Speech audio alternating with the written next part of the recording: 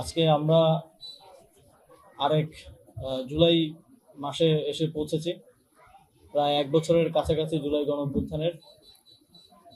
যেদিন আনাস এবং জুনায়েদ যেখানে শহীদ হয় সেখানে ঠিক কাছাকাছি আমি উপস্থিত ছিলাম।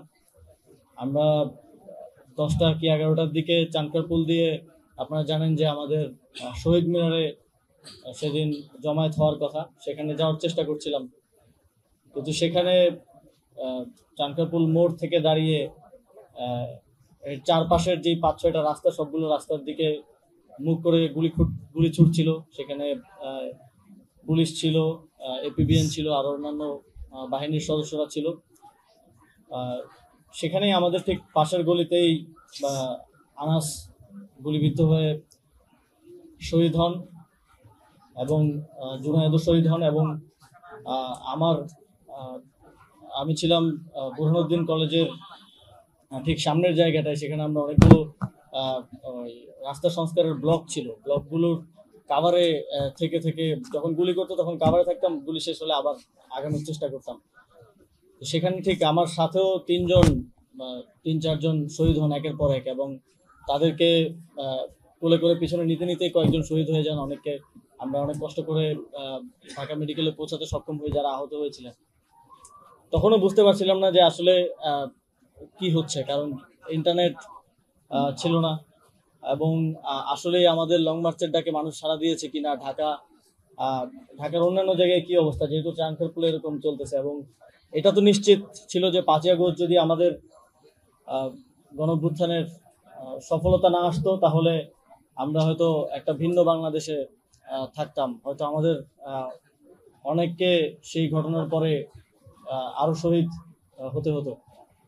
তবে আনাসরা, জুনায়েদরা আমাদেরকে ব্যর্থ হতে দেয়নি।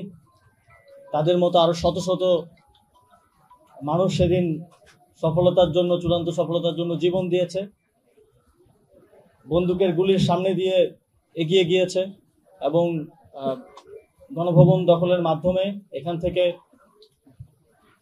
দীর্ঘ 2 যুগ ধরে থাকা ফ্যাসিবাদকে বিতরণের মাধ্যমে বাংলাদেশকে একটা নতুন বাংলাদেশ সৃষ্টির সুযোগ তৈরি করে দিয়েছে। এই শহীদদেরকে শুধু স্মরণে রাখে না, তাদের যেই প্রেরণার জায়গা থেকে, যেই দেশপ্রেমের জায়গা থেকে, যেই বাংলাদেশ গড়ার স্বপ্ন নিয়ে, আপনারা আনাসের চিঠিটা যদি দেখেন, সেখানে সে লিখেছে যে কেন সে জীবন দিতে যাচ্ছে, এবং লেখার ধরন দেখলেই মনে হবে যে আজকে শহীদ হওয়ার জন্যই যেন আনাস ঘর থেকে বের হচ্ছে। এই যে এই পরিমাণ দেশপ্রেম 14-15 বছর, 16 বছরের একটা ছেলের মধ্যে, এই দেশপ্রেমটা একটা নতুন বাংলাদেশ গড়ার প্রত্যয় থেকে আসে। সেই বাংলাদেশ গড়ার জন্য শুধু দায়িত্বে আছি এই জন্য না, আমাদের এই জাতির একটা আজন্ম লড়াই করতে হবে এই বাংলাদেশ যেন আমরা গড়তে পারি।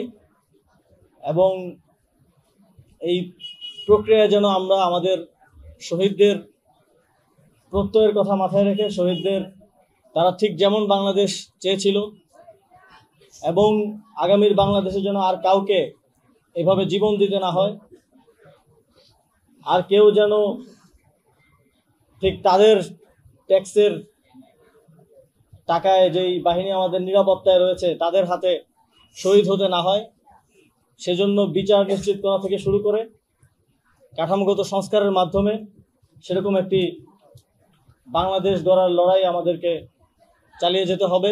এবং এই লড়াইয়ে